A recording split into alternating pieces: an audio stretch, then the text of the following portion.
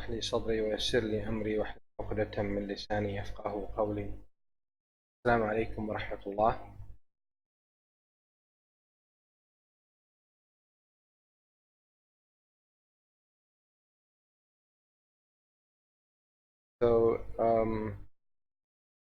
Today's topic is about a continuation from the last time I came here talking about self-care, and that's in regards to conflict resolution. We'll continue with our talk, and we'll see if anybody has a question from this talk or from the previous talk, and then we can address it.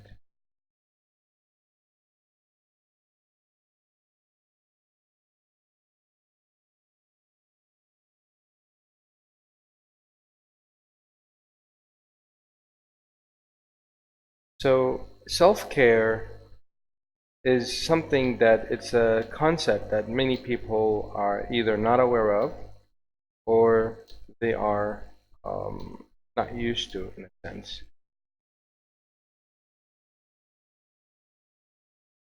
And today we will talk about the sources of the lack of self-care. Why do people not take initiative to take care of themselves? And what are the effects? What could be caused because of not taking care of ourselves? Anybody had been exposed to a training or a talk about self-care?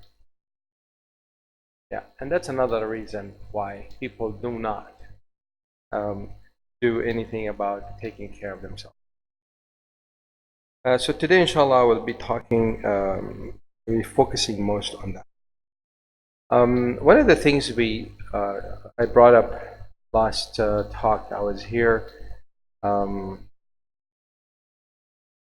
Do we have a projector?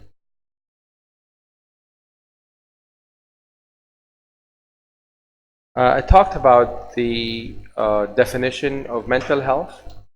What does it mean, and what is it about? Also, we talked about what does Islam and Muslim scholars say about psychology. And if you want to listen more on that, you can take a look at YouTube video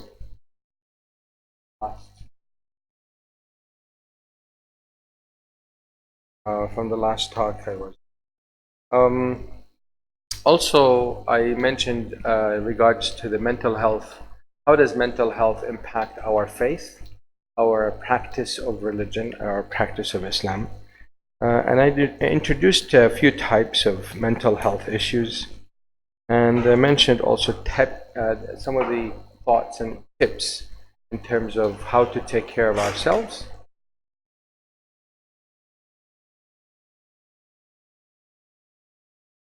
So I mentioned some of the tips that how do we take care of ourselves, and some tips on how to seek for help in case of those tips are still not helping the present concerns or issues that you're facing.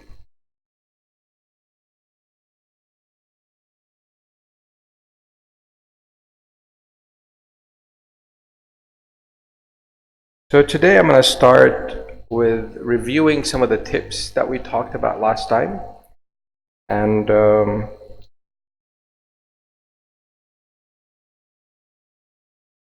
those tips are there are quite a few different focuses of these tips. One of the focus is from a religious point of view, from a belief system, is to be mindful of Allah subhanahu wa ta'ala, to be mindful of Him in public and when we are private, when we are alone. Fairness, to be fair when we are angry and when we are satisfied. Some people are fair when things go their way. When things don't go their way, they have shortcuts and they become unfair. Moderation in wealth and poverty, connecting with those who avoid you, especially if they are family members, especially if they are family members who have rights on you. And that's Salatul Rahim, mainly the parents, the relatives of the parents, so forth. Giving to those who deprive you, and forgiving those who wrong you, speaking out for what is good, and making silence a meditation. Some people think of meditation as something not Islamic, and they associate it to different religions. Actually, meditation is an Islamic act that the Prophet and previous prophets have experienced, and have not only experienced but actually encouraged others to do. So in terms of practical things to practice, we need to stop this victim mentality. I'm a victim of this. I'm only, we blame other people for what we're going through, and we sometimes live our lives by guilt, like feeling guilty of making sins. But we need to change that as well. We need to live our lives with the focus of tawbah, because sin is a nature of a human being. So therefore, when we focus only on the sin and the guilt that comes after the sin, it's a very negative thing to have.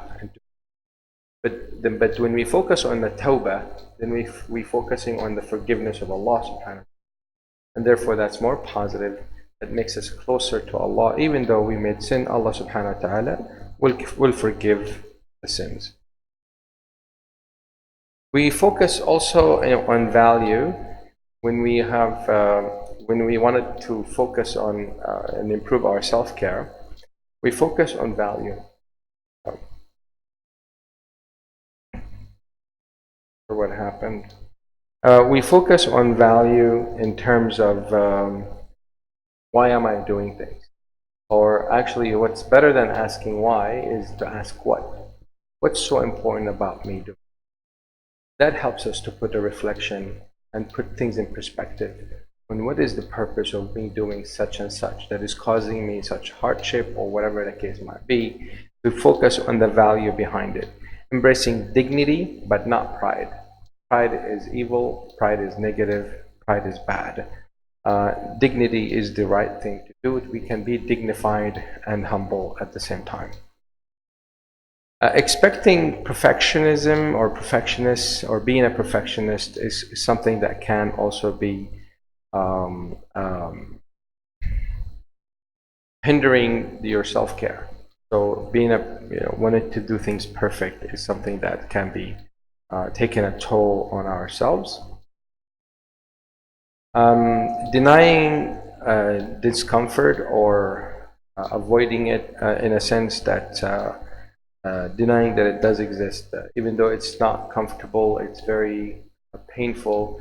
We just say no, it's fine, but we keep it in. We do not acknowledge that it is uncomfortable. Therefore, but when it's something that is not comfortable in our lives, for example, if I have a very demanding job, for example, or if I don't have financial sustenance to take care of my children, and things are difficult, let's assume that this is the case for me, and then I would say, no, it's fine, there's nothing wrong with it, it's totally fine, it's a very comfortable life. But actually it's not. Deep inside, I know that it's not comfortable. I'm not able to go anywhere. I'm not able to have the money to go look for a job. So denying the discomfort in the situation that we are in also brings us a life that is more of a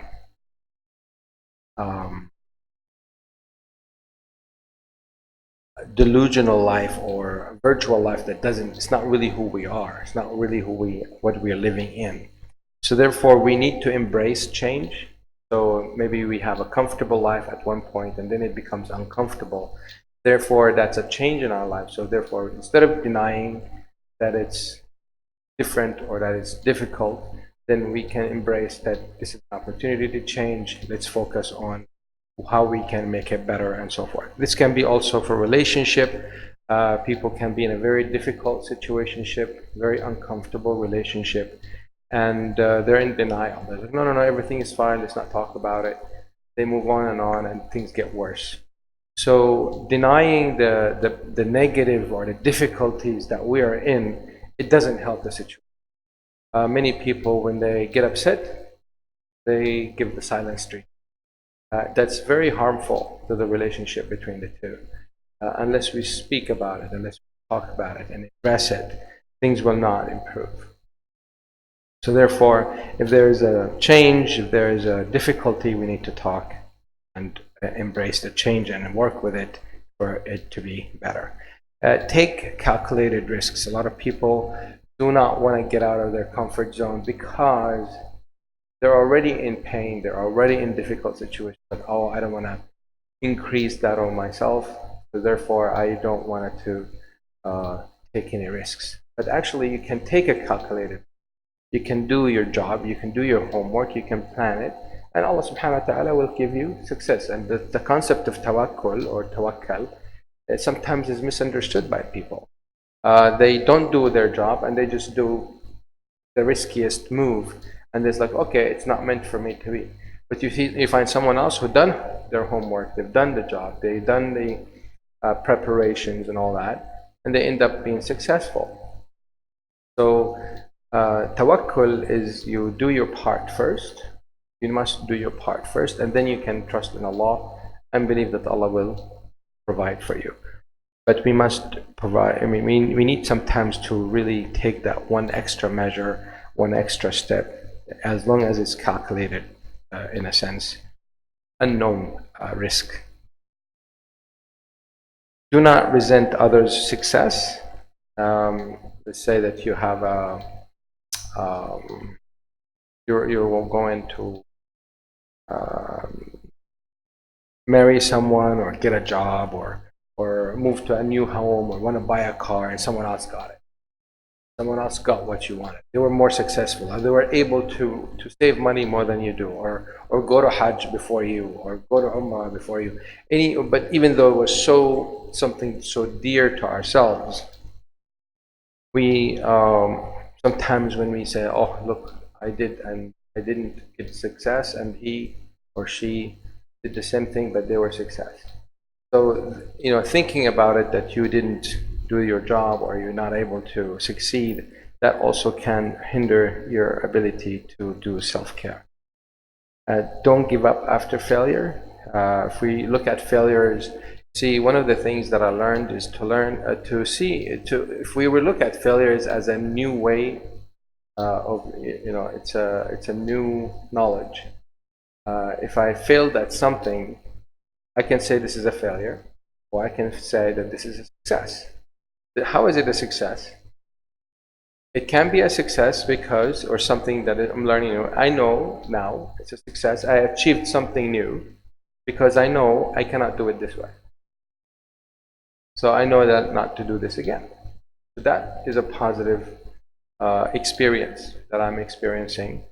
Even though some people say, "Oh, I'm a failure, I couldn't do anything, I can't get married, I can't get a job, I can't get a car," and so on and so forth. These all can't. But if we were to think about the things we did, and we're not successful in getting it, then we would, if we were to think about it, that this is not the way to get it, and there's a different way to do it, then we would think about how we can do it differently. But sometimes people fail and they keep doing the same thing over and over. It's like having going to the masjid on a road that has a big hole. And every time you go to the masjid, you bump into this hole. Either you're walking, if your foot falls into this hole, driving, and your car just hits the hole really so hard. You keep doing the same thing over and over. What happens to the car if you're driving? It would need maintenance. You need to pay for it and fix it. If it was for you, every time you go, you're going to get yourself dirty, you're going to get your clothes every time you go to the masjid. But actually, if you change the path to the masjid to a different path without the hole, it would be a lot much more successful way to get to the masjid and back from the masjid. So therefore, making our mistakes, repeating the same mistake is not going to help. We need to be mindful that these mistakes or failures is not necessarily a bad thing, but it's something that we're learning that it cannot be done this way, we can do it in a different way. Practicing self-discipline, not self-punishment. A lot of people, they punish themselves when they do something bad. I think once I move this cable,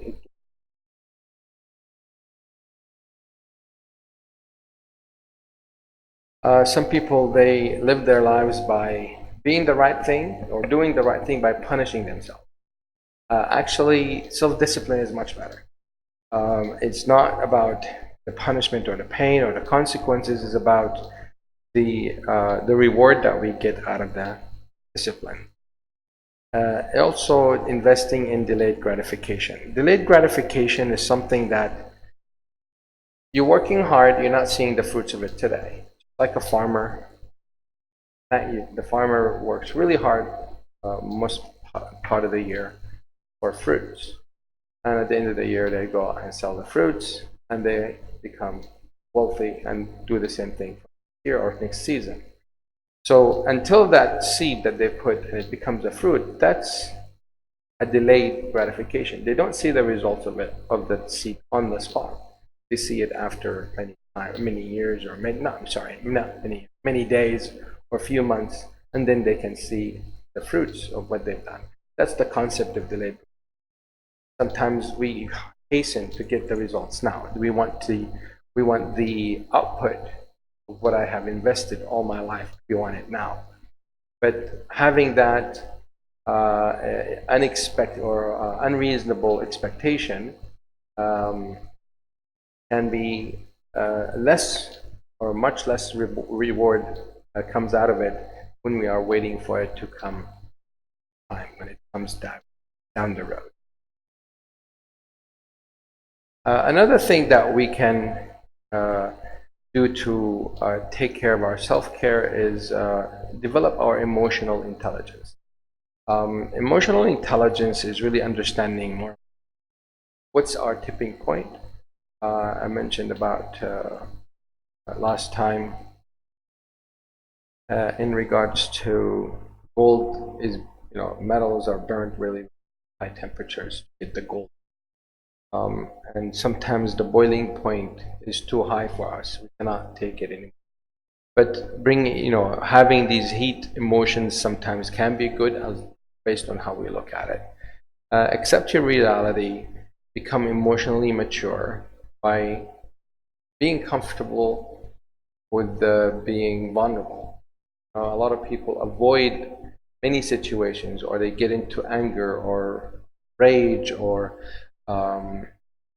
even aggression because they want to avoid themselves being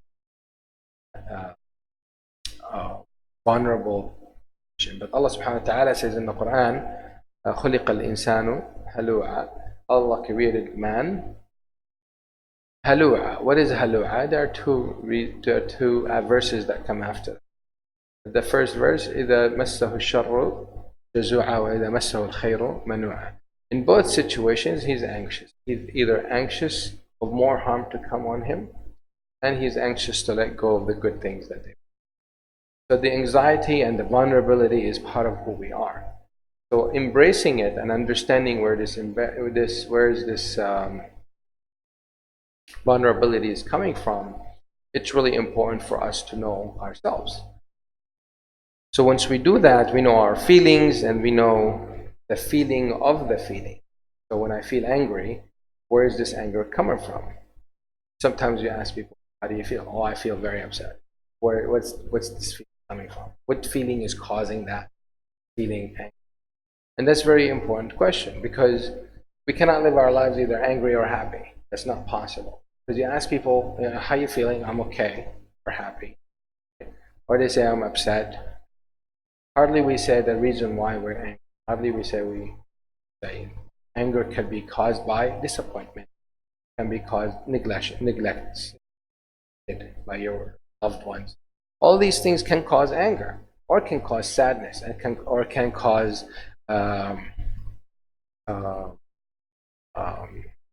fear, anxiety, right? So, but it's the same thing that could be causing us feeling different. So there's a feeling, and there's a feeling of a feeling. Good communication skills is really important. How we communicate how we feel. So basically communicating our feelings, Empathy towards self. A lot of people focus on empathy towards others or sympathy towards others. I would like us to focus on and then try to implement in our lives empathy towards ourselves as well as others. Become comfortable with vulnerability, I mentioned that. Develop a mature heart, emotion, and social intelligence. We'll keep going on.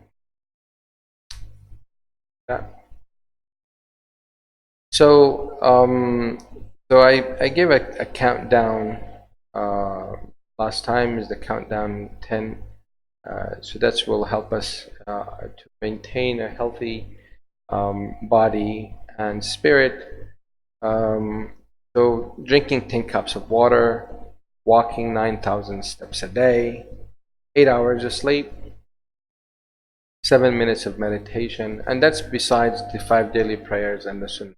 We don't meditate. We don't really sit down and understand or see the beauty of things, like looking at the moon, looking at the sky, looking at the trees, watching a bird. I mean, just to meditate, like subhanallah, this creation of Allah that's so magnificent. This bird is being fed by Allah. Just to kind of reflect of it all. This is very important. You can stay at home and reflect about the things at home, looking at the children or looking at the parents, reflecting and meditating about your life. What is the meaning of the life? How are you significant or insignificant in this? Because we can be insignificant to Allah, but Allah subhanahu wa ta'ala, even though we are insignificant to Allah and the whole world is insignificant to Him, yet He is giving us guidance, He is providing for us, He is helping us, and so on. So just having these moments can really help us stay focused. 6 minutes of gratitude before you go to sleep and when you wake up. 5 meals daily, 2 fruits, 2 fruit meals and 3 food, or 3 fruits and 2 food. Deep breaths at a time, 4 deep breaths at a time, 3 sets of crunches every day. That's to help your body. 4. 2 hours of no screens before you go to bed. 2 hours of no screens when you wake up. That means don't wake up and get to the phone and see what's up, Facebook, and who's not, who's sent you email. Wait until 2 hours later to do that. This would help us to really focus on our morning procedure, morning routine, to make us feel more lively. So therefore, it's not many people wake up and they just hold the phone and they haven't even or they haven't even washed their face. And take 1 short break every 30 minutes of focus. Many people they do work and they do work non-stop for 4 hours. That's not as productive. It's been proven not as productive as if we take breaks every 30 minutes. So in terms of the sources of lack of self-care, where does lack of self-care come from? Lack of self-care can be internal, can be influenced, and can be inherited. We never seen our parents taking care of themselves, so we inherited the same. Parents worked hard, they never stopped, they never took vacation, they never did this, they never did that, on and on and on and on, and then we forget about ourselves the same way. Also, it can be internal, that it could be because of the passion towards what we're trying to do is so strong, we forget about taking care of ourselves. Or sense of responsibility. We have a strong or high sense of responsibility. We're focusing on the situation of the family, for example. The family needs food, money. They need to have air conditioning. The kids need to have separate rooms. We need to have a TV. We need to have cable. We need to have internet. All these things that we're focusing on is just situational. So if we focus on that so high, then we forget about ourselves. We focus on the situation. Therefore, if I forget about myself and I focus on the situation, it's very likely that I'm going to forget about the other people in the family. I'm going to neglect my children, I'm going to neglect my wife, I'm going to neglect my friends, because my focus is on the situation. So not only I'm suffering, but the relationship with others is also suffering. So that can be internal. Or it can be influenced by other people. Other people are demanding. So therefore I focus on their needs and I forget about myself. And if I focus on their needs, I forget about myself, guess what? I am not going to be attending to their needs for too long. Because at one way or another, my gas is going to run out. There's so much I can give. And if I'm not giving, like being in an airplane, right? You go in an airplane, what do they say? They say, if in the case of emergency, oxygen mask drops, do what? Put the mask on yourself first, then help the child or help the other. But what happens in our lives, we forget about ourselves. We don't put the oxygen mask on. And we just take care of other people. We just selfless, and guess what? That selfless is going to disappear at one point. And then I will talk about the consequences, what could happen, or the consequences of that. So the question then after that is that where does the need for self-care comes from? Why do we need to take care of ourselves? Anybody would like to guess? Why do I need to take care of myself? Why is self-care is important? If these are the three things that cause me not to take care of myself, so therefore, what's important about taking care of, where is that coming from? Why do I need to take care of myself? Anybody would like to guess?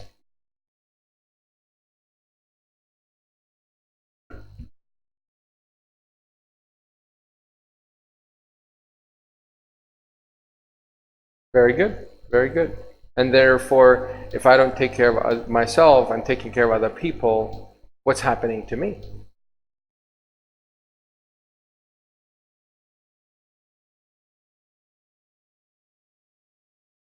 Right, very good. I'm going to suffer more. What do we call that suffer that we hardly talk about? Stress. It's absolutely stress. We hardly talk about stress. Stress can be lethal, can be hidden. We cannot sometimes like, oh, don't be weak. Oh, what do you mean stress? You talk to your parents like, oh, you don't even know my life. When I grew up, I didn't have this, I didn't have that. It's like, it doesn't matter. I'm feeling stressed right now. This is a very, because we do talks about parenting and we understand also the relationship between parents and children. Sometimes there's a big disconnect. The parents see the child's world from their lives, but they don't see the child, let alone to see their world. If the child had a difficult situation in school or couldn't get to class on time or had difficulties in the commuting to school, and he or she would express that to the parents, I need a car, I need an easier way to get to school, for example. The parents would likely to say, oh, I used to walk to school, it was muddy, it was so rainy, and that didn't stop me from going to school. Well, that's because you and other people did the same thing back then as a parent. At those, long days, in the old days, it was the common to do that. But now if somebody did that, if the child went to school with, muddy clothes and wet and on and on and on, they're likely to be bullied and maybe pointed out by fellow students or even teachers. They would probably say, what, your parents cannot afford to give you a ride? I mean, sometimes teachers can be brutal as well. So this gap, believe it or not, increases that stress between, within ourselves, whether I'm a child or I'm a spouse or I'm a parent. So, and this stress and the amount of stress changes, or it depends on the tolerance of each person has. So that's when there's disconnect that happens. If the parents had a strong tolerance, the children maybe don't have that tolerance. The same thing the parents did. And that tolerance is something that we learn.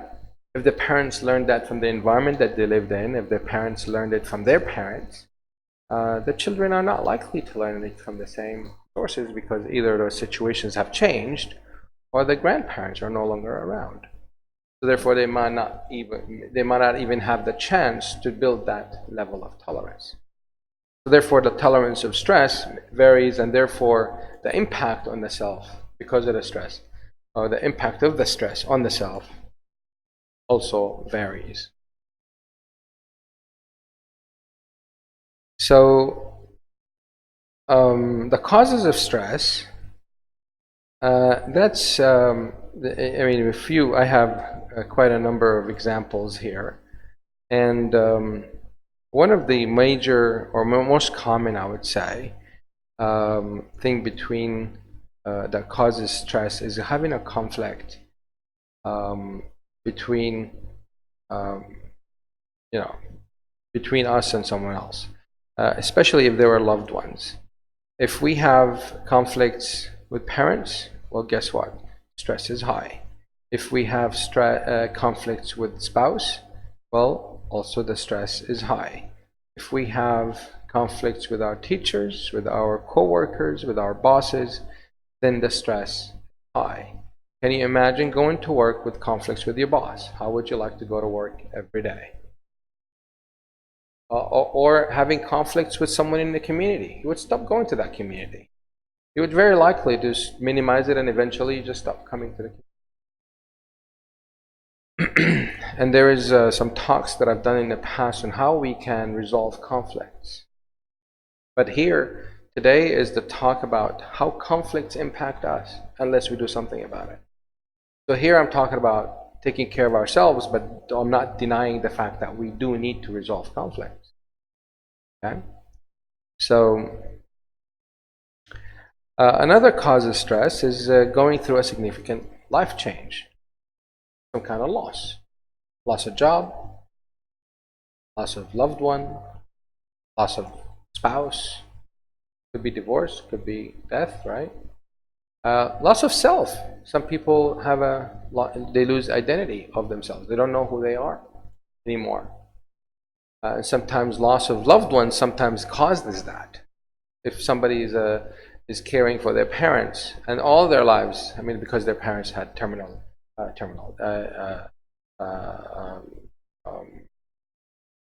whatchamacallit, what's the word I'm looking for?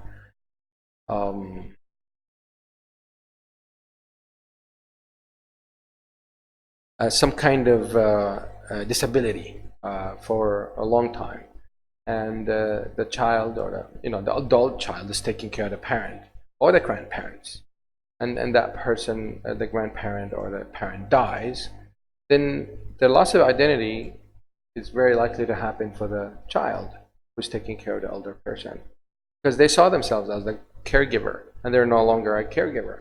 Same thing for parents when they lose a child. They were a caregiver, but then they lose that role, that loss of person. So the loss of person makes them lose that role. And sometimes we mix role and identity, and that's very important to identify the differences between identity and role.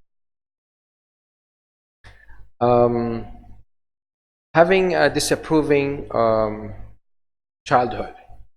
When you were a child, no matter what you did, was not good enough. You're very likely to have an adulthood has low tolerance to stress or very stressful life. Having a neglectful parents or having a neglectful partner in your marriage, that's very likely to increase your stress. Experiencing financial difficulties causes financial stress. Having a baby or being a new parent, that increases stress. Being a caregiver for a child, becoming a parent for the first time, raising a child, especially raising teenagers. A lot of parents complain about teenagers. But teenagers are the same. No matter which parent you talk to, the teenagers is the same. So I don't understand what's the problem. So when we talk to parents, it's the teenagers' problem that they need to fix. When we talk to the teenagers say, well, my parents this, my parents that. So who has the truth? Actually, both of them are accurate and both of them are wrong, because it's a developmental change that both are going through, but they're not aware of it. Being homeless, and this happens a lot, more than we think. A lot of people don't see how many homeless people around us. But being homeless, so if you see a homeless person, and I'm not talking about those who are begging for money and all that, don't know their status, but I'm talking about for real people that are homeless. They lost their job, they lost their home, they cannot afford to live, and they don't have family members around to take care of them, or they are homeless and staying with family. So if a person or a family lost their income and they are staying with a family, it doesn't mean that they have a home. There's a huge change in their lives. They lost a home. They are staying with other people, with other family members. I mean, in a status point of view, they are considered to be homeless. Okay? Juggling several things, doing so many things at the same time, having so many roles in your lives, work, family, school, education, work, family, school, and career. Sometimes career can be different than work. Relationship also, managing relationship, marriage, and family can be interpreted as immediate family, your spouse and your children, or your parents and your siblings. Living with a chronic medical condition, having pain like constant pain in your back. You have bad back or bad spine, bad joints, very painful joints, or any kind of pain or chronic medical condition that that also increases the level of stress. Working long hours. How many times you heard about someone working 8 hours? How many people work 8 hours here?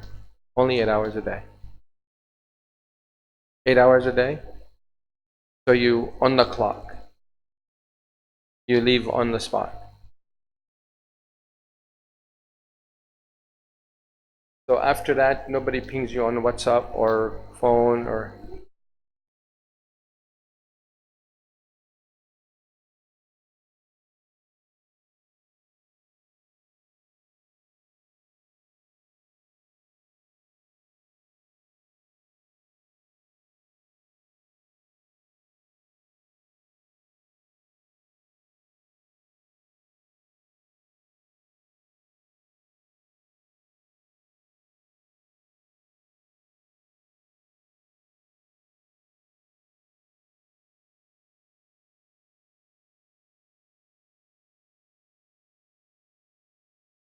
Very good. But you're stressed about picking up your kids on time. That's the juggling things around, right? Yeah, no, that's very good. I'm glad to hear that. You're one of the few, actually. There are not a lot of people put 8 hours. The most majority people, they put 10 and above. And that's really work, not just Facebook and work. I'm talking about real work. Yeah.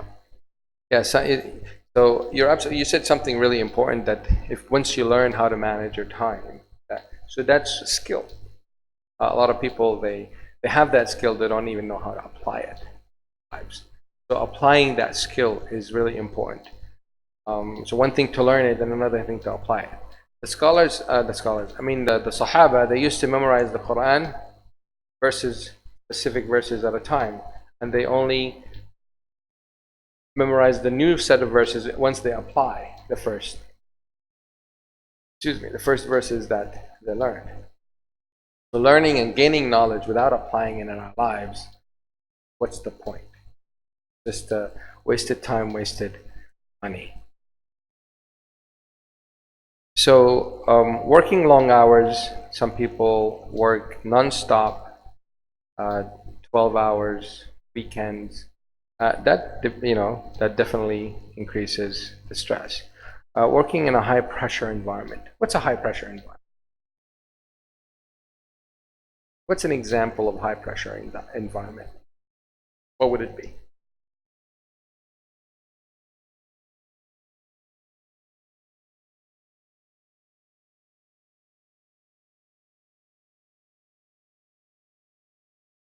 What's a high pressure environment? Things that, what's the first thing you said? Don't like to do, but you're forced to do. Yeah. Yeah, true. True. That's very true. Also, if it's, I mean, sometimes people think it's only related to some technical jobs. Some people think it's only high professional, like doctors and surgeons. That's true. I mean, they do have a pressure environment, a high pressure environment. But also, it can be very simple, just like a job that you don't like, and you're just, you're pressured to do things that you don't like to do.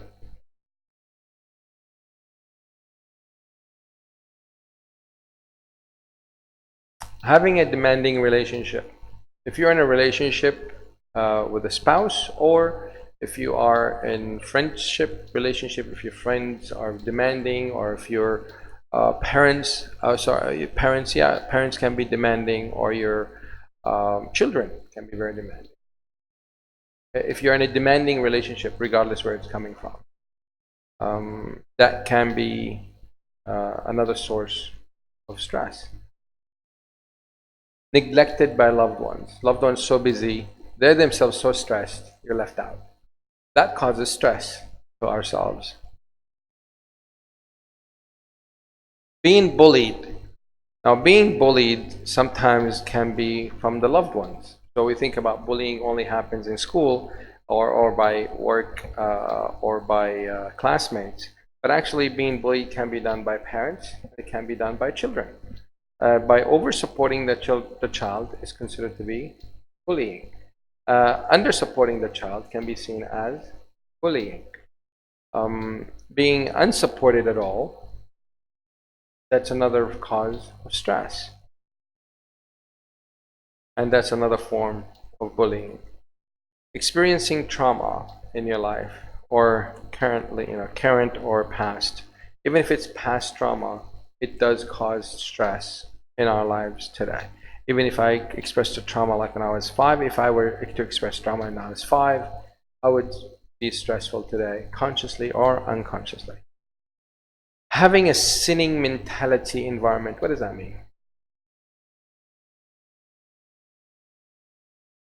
Or a sinful mentality environment. How do you guys interpret that?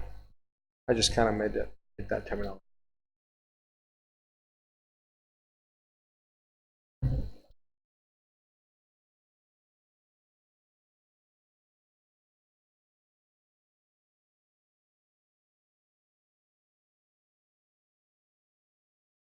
Okay. So what I'm hearing from you is that being in an environment that is causing or making a lot of sins, and you're protecting yourself from the sins. Any other thoughts on that? Anybody would like to tell me what they think when they hear a sinning mentality environment?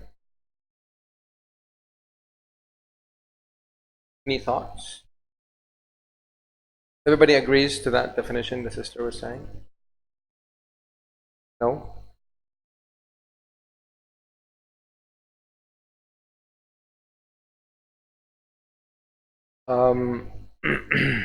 Sinning mentality here, what I'm referring to is that you're in an environment that things are either black or white. If you don't do it, you're a sinner. And if you did it, you're a sinner. If you, for example, if there is an opinion of scholar that they dispute amongst it, there's a difference of opinions. Like, for example, one of the discussions I had with my son about covering the awrah. Covering the knee, is the awrah covering the knee, or is it above the knee? Some scholars, they say it's above the knee, is not included in the awrah. Some scholars, they say the knee is included in the awrah. If I were to tell him if it has to cover the awrah, and it's a sin if you don't cover the awrah, that's the sinning mentality. If it's not done how I see right and wrong, then it's a sin. That's a sinning mentality. It's the mentality is that if you do it my way, my understanding, then you're doing it halal way. If you're not doing it my way, my understanding, then you are committing a sin. Many children are experiencing, or many of us also, adults, have experienced this kind of life, have experienced that kind of environment. Sometimes,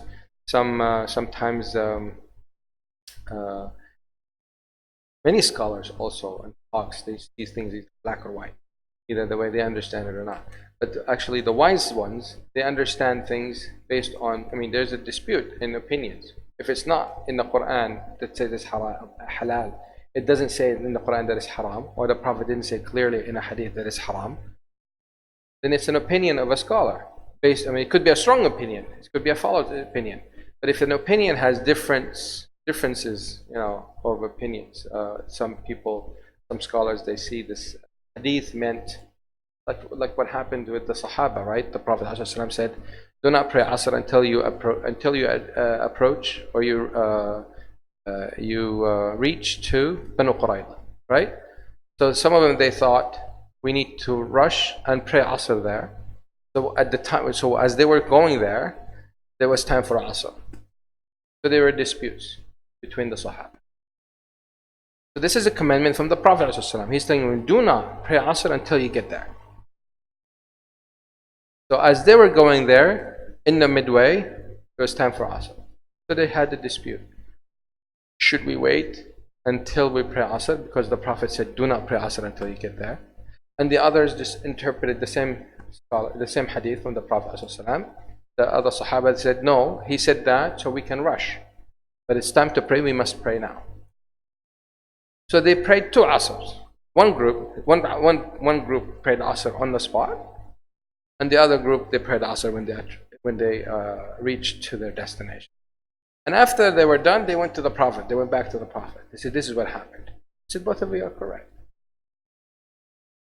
But having that sinful mentality, if you don't do it this way, that's how I understand it. If you don't do it this way, then it's a sin. That could be true. I'm not saying it's always false. That could be true.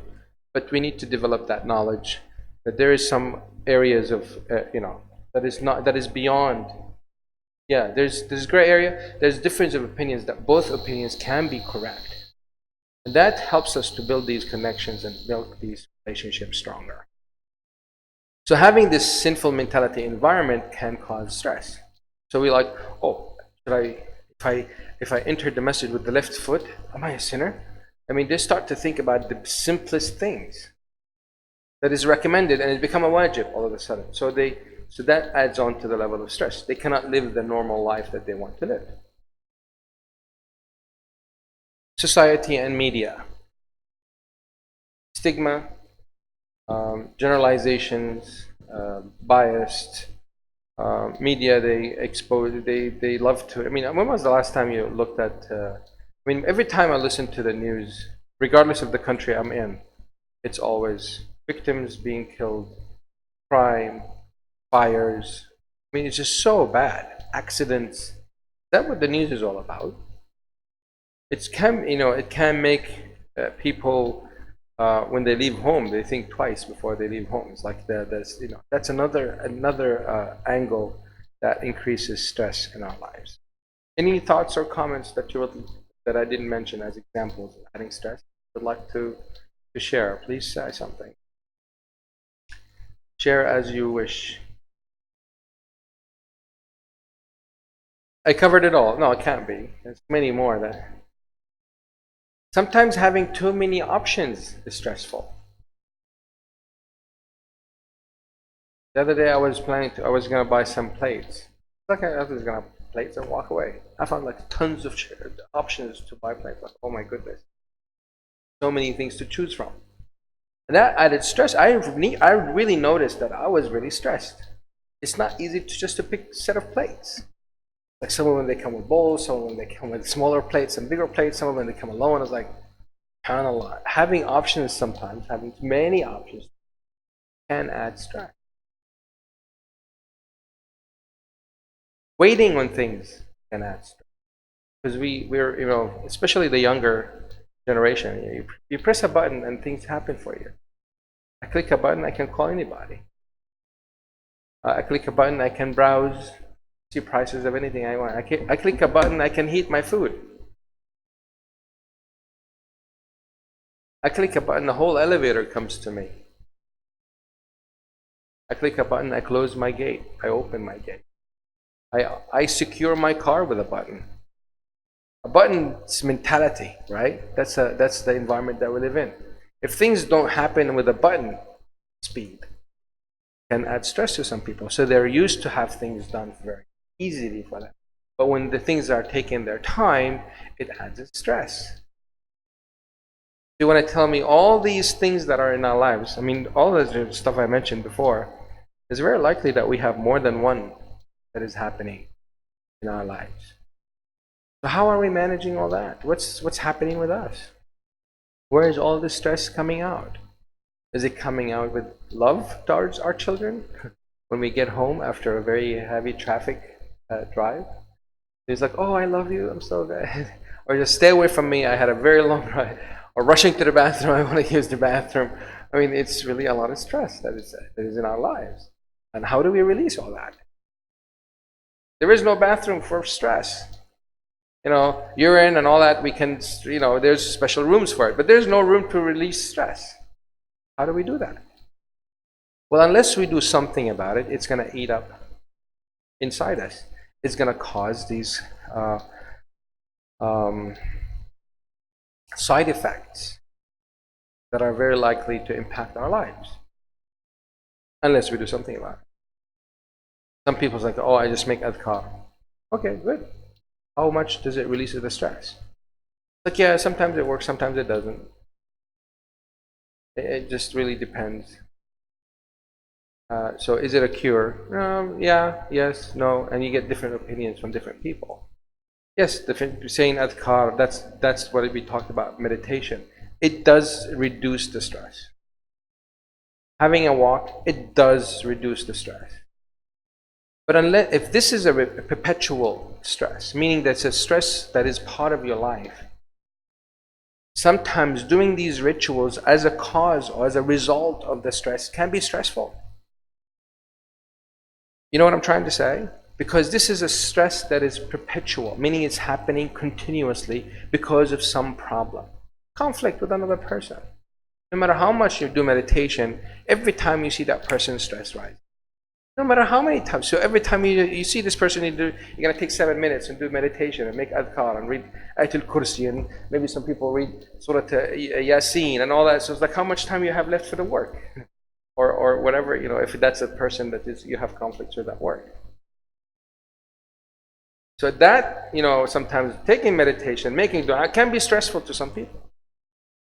So this is like a cycle of stress. So what happens when we don't manage stress, when we are not able to take care of ourselves? You're very likely to be alienated. What does that mean? Alienation, what does that mean?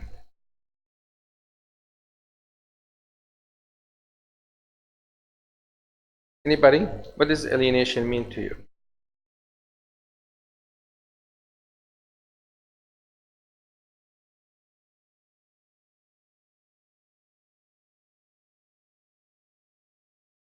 Any thoughts?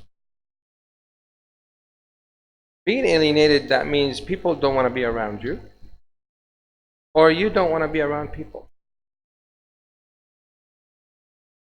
You'll be alone. And we convince ourselves, oh, this is much better for me. And it works out really good in the beginning. But we're a human being. We are made with this instinct inside us, the love of connection. So in Arabic, their word human being is what? Is insan. Insan comes from what? From two creations coming together. Insan alone by itself is not insan. It's not, because there's no thing, because insan is like, it means good company. How can you be good company alone? So insan, having someone with you that you can connect with. That's an instinct inside us. So if we say, oh, I want to live alone, I don't want friends, I don't want family, I just want to live in a studio up in the mountains or whatever, it's not natural. It's not a natural thing for us to have as human. So our instinct says you need to make that connection. And where am I getting this from? Sayyidina Adam, he was in heaven. Sayyidina Adam was where? Was in heaven. Was Sayyidatuna Eve, Sitti Eve was there? No, she was not. He was all alone. Was he happy? Sayyidina Adam, at one point he was not. That's Allah subhanahu wa ta'ala. That's one of the reasons Allah subhanahu wa ta'ala created his wife Eve, or mother Eve. He was in heaven, not in a mountain. He was in heaven, but he wasn't happy because he was alone. He had all these angels, but they're not the same creature. You can have pets, like I'm living alone, I have a cat. I love my cat. You can talk to your cat, but the cat is not going to talk back to you. You can have pets, but that connection is not there. So alienation can be lethal to our lives, to our human being, our nature. So that's something that goes against our nature. So very likely, if we don't address stress, the stress is going to come out as be us avoiding these stress inducers, right? We try to avoid these stress inducers, we end up being alone. That's really where alienation come from. Reduced performance. You're so stressed, it's going to take you longer to get out of your bed. It's going to take you longer to put on your clothes. It's going to take you because you're just thinking about the stress, whatever it is that you're facing that day. So your performance, whether it's at work, whether it's in a family, whether it's in a relationship, your performance, your contribution to that environment or relationship is going to reduce. Very likely to be less interested in being in these stressful environments because it's a negative environment. And then you'll have these negative thoughts. My fault, I should have done it, I could have done it, coulda, would have. All these things come up. And all of a sudden you hear your mom talking to you. Like, oh, you should have done this like I taught you when you were a little kid. That's what happens when you don't listen to your mom. That's what happens when you don't listen to your dad. That adds more stress. These are real thoughts. These are real experiences. And then you burn out because you push yourself. Even though your performance reduced, even though you're struggling, and then you burn out. What's burnout? Not really fire, right? You just quit everything. It's like, I'm out. I just want to stay home. I don't want to get out. So alienation is different because alienation, you are living your life but alone. But burned out is like, burnout, when you have when you achieve to the level of burnout, you are not getting out of your bed. And that's very likely to cause depression. Very likely. If depression didn't start before, it's very likely to happen after being burned out. So more stress and inability to relieve it, to resolve it and relieve it is that would cause low self-esteem, low self-confidence, and that's like rust in the steel. When self-esteem starts to get into our personality, just like rust eating steel, and unless we clean it up and protect the steel, it will continue to go through it until ruin the whole. So loss of job, and that could be the cause of homelessness, being homeless, because there's so much stress, you didn't take care of it, you lost your job, and then you are homeless. That adds more stress and ongoing. So it's the negative, the cycle is so negative and it's repetitive, it's causing us like a domino effect of negativity. Loss of connection or loved one because you're so stressed. That could be because you want to focus more on the causes of stresses, and it's taking you away from the loved ones. Because sometimes we having this delusion is like stress is good for you. Yes, stress is good for you to a certain level, manageable. But when it's beyond what's manageable, then it's totally counterproductive. Loss of passion. I strongly believe that many times we don't, I think maybe I mentioned it earlier, is that we don't take care of ourselves because we're so passionate about something. For example, I mentioned about the situation. You're focused on the situation. Make it easier life for your children. For example, so you have a passion for children. You have a passion to provide to children a healthy, loving life that you have. Doing that, having that passion can, or very likely to get in the way of taking care of ourselves. And us being focused on the passion or the situation or the children and not focused and not balancedly, like not focused in a balanced way about ourselves, that can cause us to make the passion, and we be no longer able to pursue the passion we want. So that passion can be a hindering force against what we want to achieve. Self-blaming, when the stress happens, oh, I picked this job, oh, I picked this spouse, I brought it on to me, I wanted children, look what the children are doing to me. So we kind of like self-blaming. So it's more, I mentioned about depression, and here is, I said substance abuse, but actually substance use and abuse, but actually it's more than that. It can create addiction. On my way driving here, I said I want to change that. Not just substance use or abuse. Substance use is what? Smoking, alcohol. People do drugs also just to release stress. And also if it's like pain, like chronic pain, for example, it causes stress. People get stuck on the drugs, painkillers. Well, painkillers can kill if we don't really do something different. So here, the stress can cause addiction, and this addiction can be any, can be internet or misuse of internet, can be shopping, can be lying, can be anything to get us out of that stress. Of course, can be smoking, can be all the others. But it does. I mean, addiction is one of the things that is mainly one of the main causes of addiction. Whatever the case, sometimes can be being addicted to learning. So I mean, also we saw the bad addiction. We know about all the bad addiction, right? Gambling, the drinking, the smoking, all these bad addictions. But there's sometimes the quote unquote good addictions, but they're not really good addictions. But they're if they're done in a normal level, they are normal life. People do it, like shopping. But if you're addicted to shopping, you do shopping just to release the stress. Problem. So these are methods that we cope with stress. And if it makes us feel good, like food, for example, people get addicted on eating sugar or chocolate or ice cream. So that impacts our health, our body image.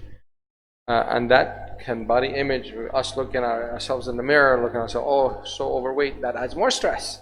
So it builds up.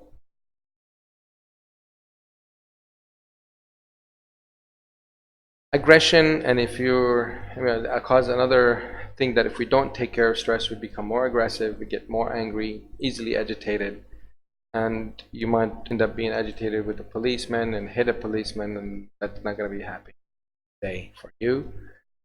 Disappointment in life, why life is so stressful. Why can't it be just like the good old days? Then if we disappointed in life, some people get disappointed in Allah, and they lose their connection with Allah. Like, right, you're merciful, and this is what's happening to me. You're the all-seeing, and this is what's happening to me. Well, guess what? It's not necessarily that way. What are you contributing to that stress? What are you not doing about the stress? What are you not doing for yourself to deal with the stress? So people lose their deen, and they start thinking about suicidal thoughts because it's really heavy. It's really heavy to carry. This is not an easy topic to talk about, really. The consequences of this is lethal in many cases. The remedies are very simple. The remedies are very simple. So I talked about the countdown, the 10 countdown. If that doesn't help, you really need professional help. If you're able to do the 10 things, when I mentioned the countdown, the 10 cups of water, 9,000 walks, and 8 hours of sleep, someone's like, 8 hours of sleep? I'm lucky if I get 6. But when I say 9,000 steps, nobody complains about that. Nobody complains about 9,000 steps per day, because we walk more than that sometimes. But sleep is very, very important, because stress, what I didn't mention actually, I just remembered, is stress can cause lack of sleep. You need your sleep. If the weekend comes, you can catch up some sleep on the weekend. But you really need to have this regular sleep time for yourself. And I mentioned that the countdown number 2 is 2 hours of no screens before sleep and 2 hours of no screen after waking up. But the 2 hours before sleep, that helps you have a very restful sleep. How many times we go to sleep? We go to sleep, we really sleep, but we wake up tired. And that's not because we had a dream running. No, that's not because of that. Yeah, you don't reach that REM, the deep sleep. That deep sleep is going to give us the rest. But if the stress is so going on in our mind, the mind is still unconsciously active. We're never going to get to that level. So what helps us, the gratitude list. Create a gratitude list. What are the things that you're grateful about before you go to bed? Read it. That helps the stress to be reduced. That helps you to get more sleep. And if all that doesn't work, in addition to your salah, this is on top of the salah, right? The countdown. You need to seek professional help.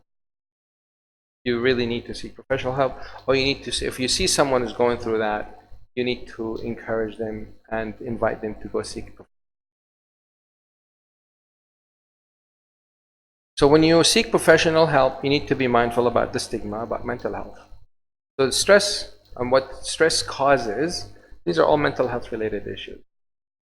And hardly ever we agree to do anything about it. Many times we see people, I'm fine, but my wife is not good. I'm fine, but my husband needs help. I'm fine, but my children need help. The children, they say the same thing about their parents. But mental health issues, if one person in the family has it, it's very likely is impacting everyone. Like what we do in relationary, we look at things systemically. The whole family, we look at the whole family. We cannot improve one person. We can improve one person, but we cannot improve one person and keep that environment healthy. That person will improve, but the environment is not going to be a healthy environment. We're not going to fix that environment.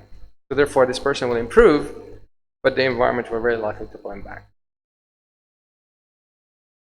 So when we look at things systemically, that's what professionals do.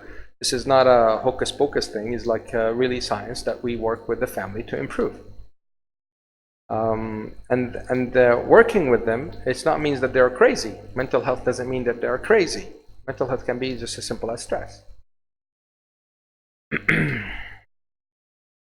So regardless of the stigma, regardless of what people say about mental health, they say, I'm seeing a counselor. Oh, are you crazy? Are you losing it? Yeah, I'm losing it. Don't worry about me. I'm fine.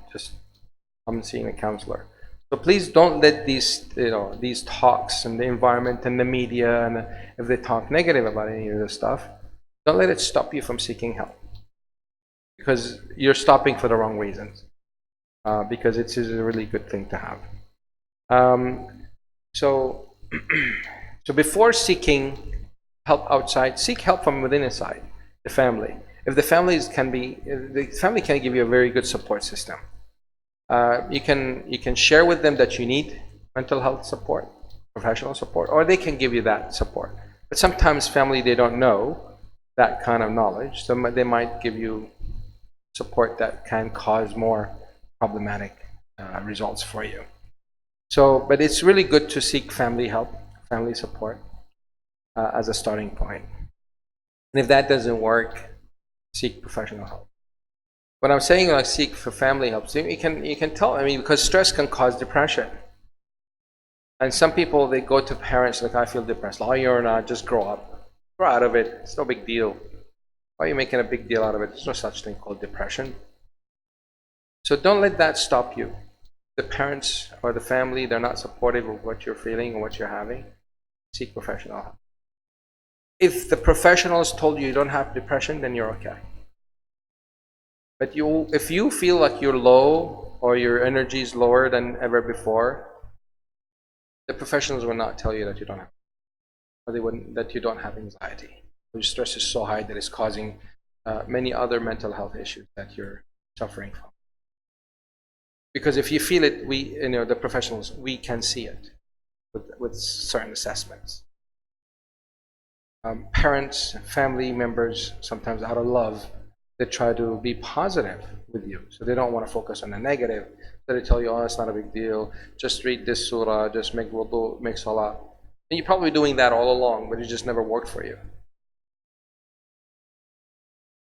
So that goes beyond the, like I gave an example talk the other day about depression is very likely very similar to diabetic, someone being diabetic. If a family member if you went to your family telling them, I cannot eat sugar, I'm diabetic, what are they going to tell you? Oh, stop talking about sugars. Well, insulin, come on, just eat up, have that cake, I made it, I'm working on it for 3 days. Tell me, insulin deficiency in the blood and all that. Nobody talks like that. It comes down to being a diabetic. But when you talk about depression, everybody has an opinion. You do this, you do that, you do this, and oh, it's not depression. It's just a phase. It's phase out. No. Depression can be very, very lethal. It can be very crippling to the person. So we don't want to wait until it's depression. If it's stress, you need to address it on the spot. If you're not able to manage stress, reach out for help. Attend my talks. I don't charge for my talks. Workshops I do charge, but talks free. I have a talk at Yayasan Ta'aleem. I have talks here, and we have talks at our center. So 70% of people who reach out for help, they face a reduction of symptoms and 90% improvement in life, the quality of life. 70% of those who seek professional help, they have significant reduction in the symptoms, a significant reduction of stress, the causes of stress and all that. 70% of people, that's a very good number. 90% of them, they not only have improvement, so let me make sure that this is very clear. 70% have significant improvement. The 30 left, it's not as significant, but it's improvement. But the 90% they are having significant improvement in the quality of life. They're much happier when they seek help. Their level of happiness increases. So I'm going to stop here, and if anybody has a question, please ask or comments. In the meantime, it would be wonderful if you can go to this link and give me feedback on the talk. You don't have to tell me who you are, or if you would like, you can tell me who you are. It's just a little survey that I always like to get feedback from people. And if you have questions, I'm here to answer.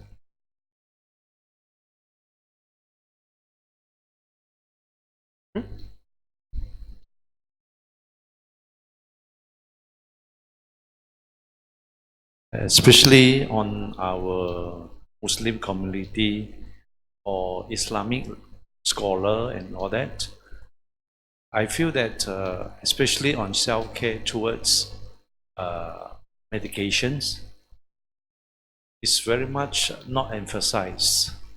Of course, when I mention medication, it can be physical and can be mental.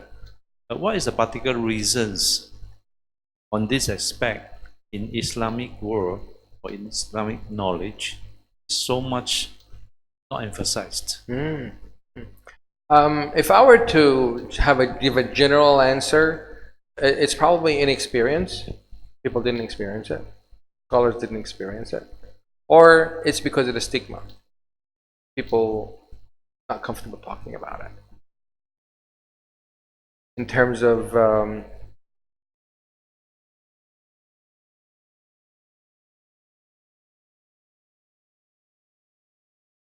to promote self-care. Yeah. Promoting self-care and implementing self-care in ourselves is a wajib, actually. It's a must. We must do it. We must take care of ourselves. It's a wajib.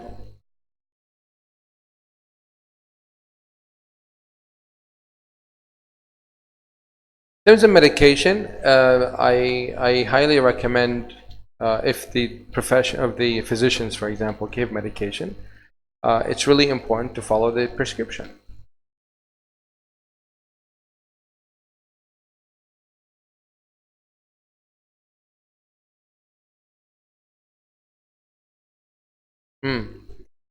It could be because we misunderstand the tawakkul concept. We want Allah to fix everything. Just like we blame everything on shaitan. Sometimes shaitan says like, oh, I have nothing to do with this. This is not my idea. This is your idea. I couldn't even think of that. Yeah.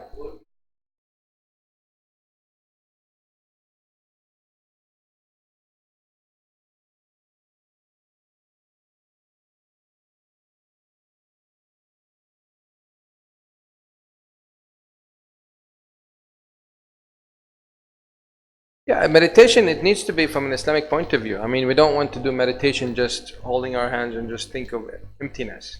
It's not really a form of meditation. Meditation in Islam is really to think and reflect about the creation of Allah.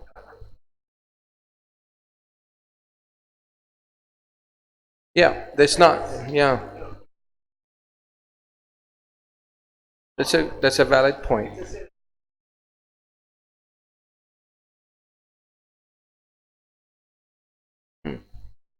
It's not a set procedure or something like everybody would follow. But it can be an opportunity, really. Not having these specific steps can be an opportunity for us to be creative in how to remember Allah. I mean, I was asking the other day, I was like, when was the last time you had roti canai and dal and smelled the dal before you ate it? Or smelled the roti before you ate it? That smell can be quite a sense of, or an opportunity to recognize Allah's, because it smells so good. That's a blessing. So what I'm trying to say is that not having these specific steps can be an opportunity for us to remember Allah in many different ways.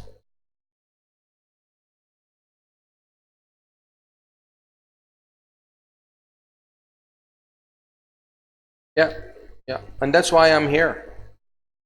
That's why I am here, and that's why the Sheikh Hussein and the committee here, they bring me here to emphasize on that.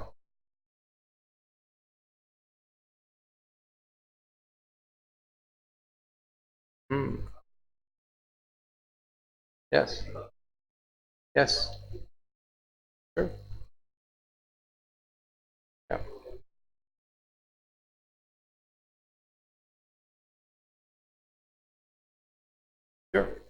Sure. That's why I have these series of talks here at Al Khadim, and I'll do the same thing at Yas and Talim to balance to fill the gap that has not been mentioned.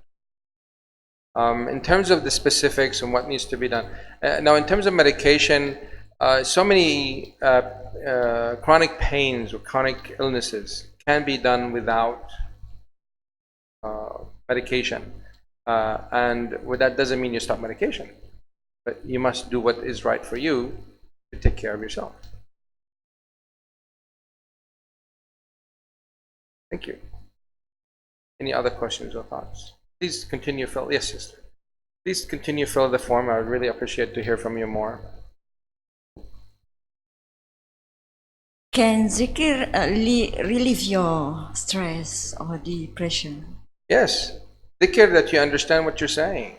Being mindful of what you're saying, and the dua that you are really, that you're making dua of, Sometimes people say it without understanding what it is. It can help you without you understanding. But once we understand what we're saying, it brings a different perspective on how we look at the stress. So it can reduce it. But as I mentioned earlier, if you have a perpetual problem, if you have a repeating problem, the problem is not going to disappear. Yeah. And this zikr can be like sometimes, oh, I didn't do my zikr, that's why it happened. So you start blaming yourself. That adds more stress. So, but it's not the zikr or saying it or not saying it that is causing the stress. It's actually that you need to take an extra step to take care of the root cause of the stress. So dhikr will help us to build to build that energy inside us to take that extra step. But when we release the stress inside us by dhikr, when dhikr releases that, we hardly ever follow through. So we just are comfortable with the release of the stress. But actually that's the opportunity. Maybe that's the only opportunity that we have for that day, for example, to take a positive measure to take care of the stress. How about ruqyah? Ruqyah is very important. Ruqyah is very important. Ruqyah can be done for hasad, for being envy, if somebody causes envy, or can be sihr, right, magic that was done. And ruqyah, you can do ruqyah on yourself for a better,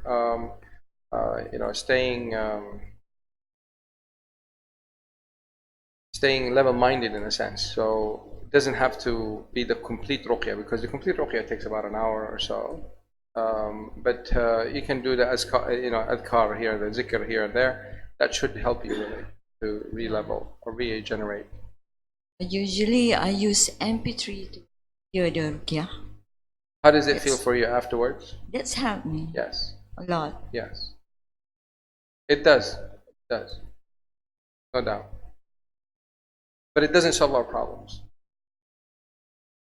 We need to do something about that. So we can always react to stress by doing ruqyah, or we can proactively fix the problem and do dua or do ruqyah just because of no stress. Just do the for the remembrance of Allah. Any other thoughts or questions? So please continue this survey, and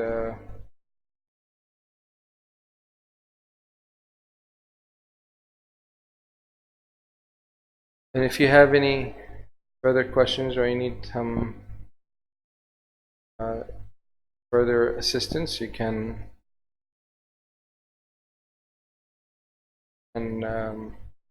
reach to our team, and they'll be more than happy to help you with your questions, or if you need any assistance from a professional, we can assist you with that, inshallah. This is my personal phone. If you'd like to call me or ask me specific questions about today, a private question, or you want to call the admin at Relationary, you can call this number and also help you professional help, or you want to refer your friend or loved one to seek professional help, I'm more than happy.